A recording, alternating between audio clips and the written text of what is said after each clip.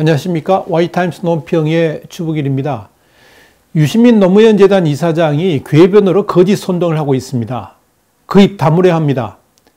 유시민은 구세주 컴플렉스를 가진 것 같습니다. 그러다 보니까 나라를 복마전으로 만들고 있습니다.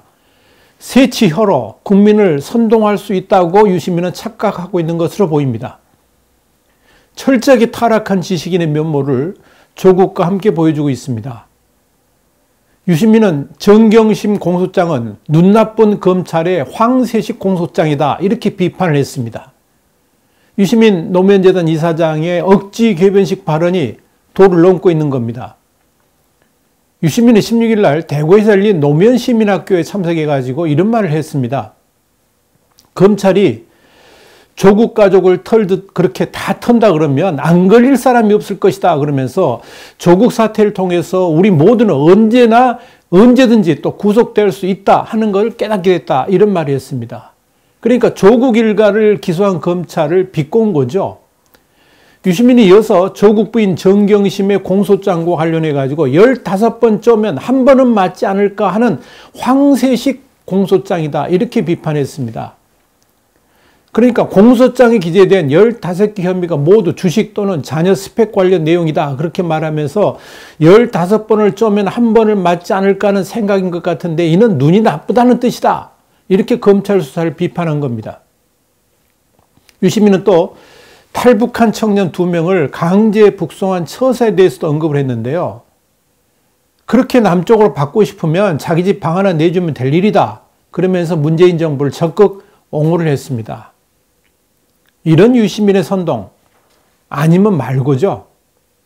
국민들이 대부분 인식하고 있는 것조차 이를 거슬러서 자기 눈에 좋을 대로 해석하고 비비꼬아서 왜곡하고 되지도 않은 말로 자기 주장을 펼칠 때 이런 사람을 가리켜서 상종할 수 없는 자다. 이 자라는 게 무슨 자인지 아시죠? 놈자자 아닙니까? 상종할 수 없는 자다. 이렇게 일컫습니다. 지금 유시민이 딱 그 꼴입니다.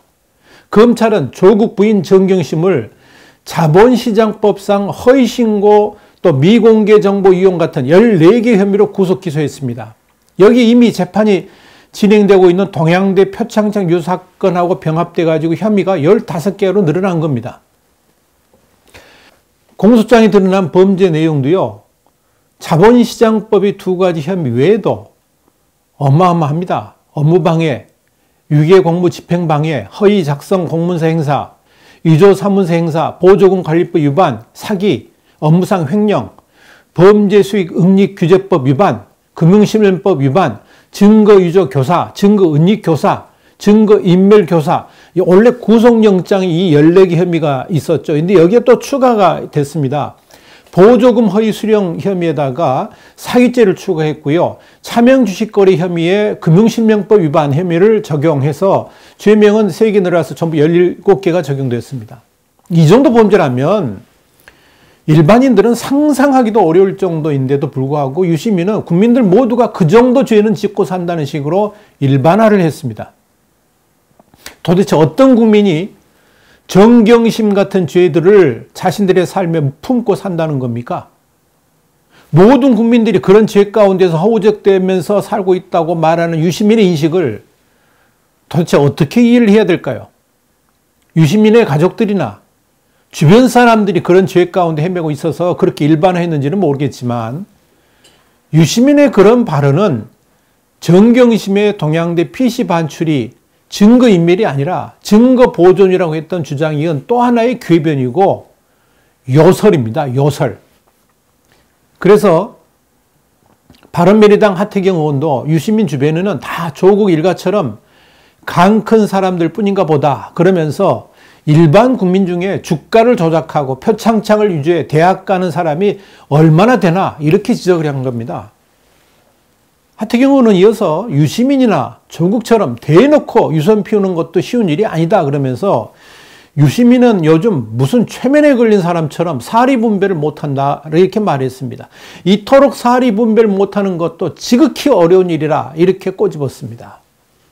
이뿐 아닙니다. 유시민은 또한 국민들을 선동하기 위해서 기본적 팩트조차 비비꼬았습니다.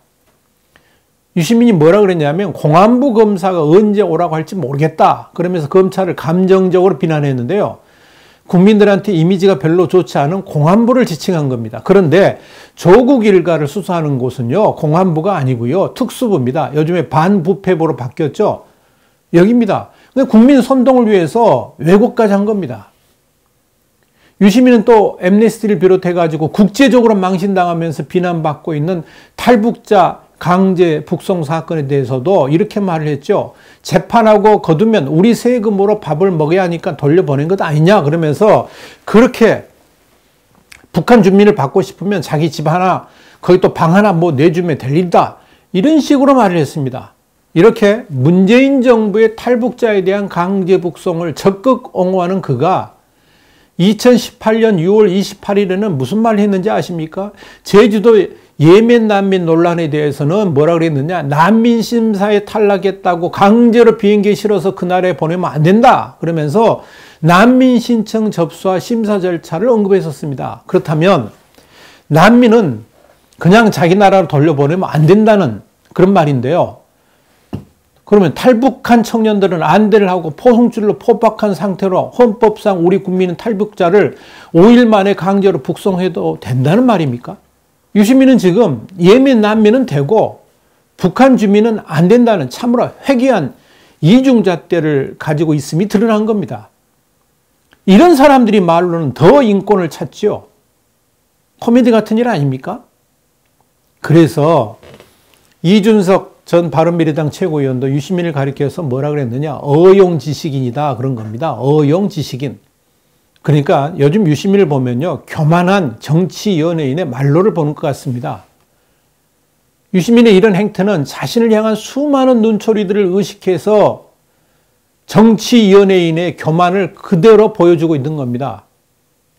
유시민은 객관적 사실보다 자기가 생각하고 판단한 것을 그냥 진리라고 믿는 오만함이 몸에 배어 있습니다. 팩트가 중요한 것이 아니고요, 내가 주장하고 말하고 생각한 것이 곧 진리라고 아예 확신을 해버리는 겁니다. 그래서 조국과 관련해 가지고 이미 객관적 증거들까지 드러난 사실에 대해서도 조작이라고 그러고요. 그런 수사를 하는 검찰에 대해서 뭐라 그랬습니까? 조폭 행태다, 유연적 구태타다, 이런 비난을 하는 겁니다. 강준만 전북대 교수는 그에 져서 강남 좌파에서 유시민을 일부 좌파 진영 내에서 세상의 불의와 불공정을 통렬히 비판하는 멸균 지식인으로 평가했었습니다. 거의 조국과 같은 수준의 대우를 받았다고 할 수 있을 겁니다. 그러나 2019년의 유시민은 이 시대를 이끄는 지식인이 아니라 정치 게임과 권모술수의 능수능란한 마키아벨리안, 나홀로 진리를 독점한다는 나르시스트의 상징이 됐습니다. 유시민은 철저하게 진영 논리 함몰돼 가지고요, 자신이 좋아할 것만 보고 다른 것들에 대해서는 아예 눈을 감아버리는 편향성에 완전히 젖어 있습니다.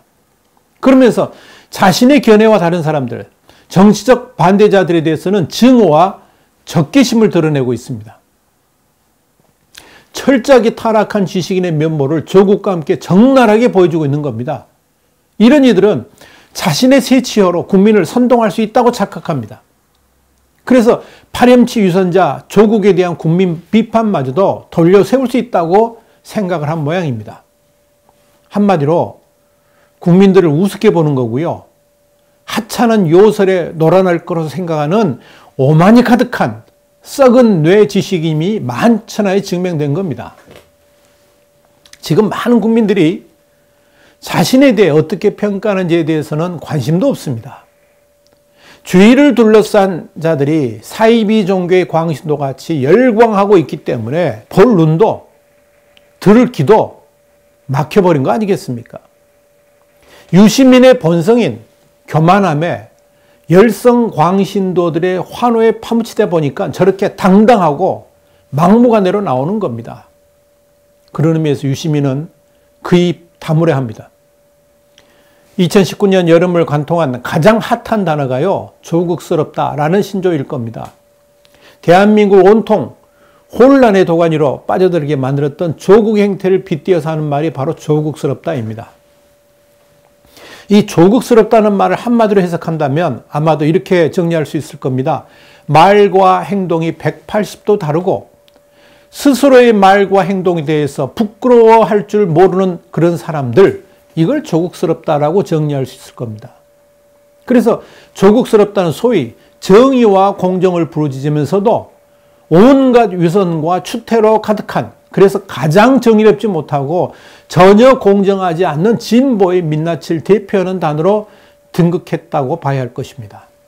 여기에 대해서는 우리 Y타임스에서 9월 26일 날 참으로 조국스러운 유시민과 공지영이라는 논평을 통해서 말씀드렸습니다. 그리고 유튜브 YTV 238회에서 자세하게 설명을 드렸습니다. 그런데 여러분, 이 조국스럽다의 동의어가 바로 유시민스럽다일 것입니다. 같은 불의 속성을 가지고 있기 때문에 그렇습니다. 그런데 유시민스럽다는 말에는 조국스럽다가 갖지 못한 또 하나의 중요한 속성이 있습니다. 그게 뭐냐면 바로 구세주 컴플렉스입니다. 유시민은 한마디로 내가 아니면 이 세상을 구할 자 누구냐, 이런 신념에 가득 차 있습니다. 자신이 조국을 구원해야 할 자이고 망가져가는 문재인 정권을 수호해야 할 그런 사람이라 여기는 것 같습니다. 그래서 되지도 않는 과장과 허튼 소리로 군중을 선동하고 민심을 교란하고 국민을 분열시키고 있는 겁니다. 유시민은 이미 호랑이 등에 올라탄 사람입니다. 한번 올라타면 놓고 떨어지든가 죽기 살기로 매달려서 끝까지 가든가 둘 중에 하나를 선택해야 합니다. 그런데 유시민은 후자를 고른 것 같습니다. 유시민은 지금 대한민국이란 나라를 복마전으로 만들고 있습니다. 사회가, 국가가 용인할 수 있는 윤리적 수준을 낮추는데 유시민이 앞장서고 있기 때문에 그렇습니다. 여러분 생각해 보세요. 누군가 특권과 반칙을 일삼을 때 이걸 제재해야 되는 거 아닙니까? 그런데 유시민은 조국이라는 진영인물, 같은 편 사람이기 때문에 오히려 특권과 반칙을 조장하도록 부추기고 있습니다. 그렇게 되면 자연히 정직하고 성실하게 살아가는 사람들이 피해를 보게 되고요. 그러다 보니까 그들도 상대방을 속이거나 부패에 가담하는 악순환에 빠져들게 되는 겁니다. 이렇게 완전히 망가진 도덕적 파멸 상황을 복마전이라 그런 거 아니겠습니까?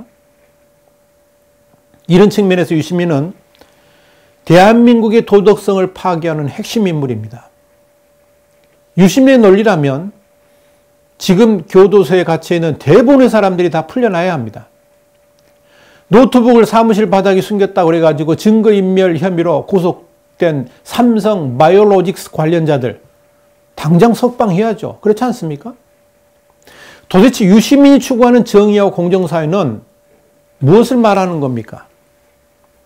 이런 측면에서 유시민은 당장 그 입 다물어야 합니다. 그리고 대국민 사과를 해야 합니다. 조금이라도 지식인으로서 양심이 남아있다면 그동안 궤변과 거짓으로 국민들을 선동하고 사회를 복마전으로 만들어간 것에 대해서 무릎 꿇고 참회해야 합니다.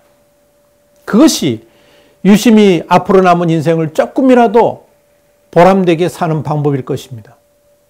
만약 이런 조언에도 그 새 치열을 가지고 민심을 교란하고 국민을 분열시킨다 그러면 유시민은 국민들은 물론이고 심지어 좌파 진영에서도 파문을 당하게 될 것입니다.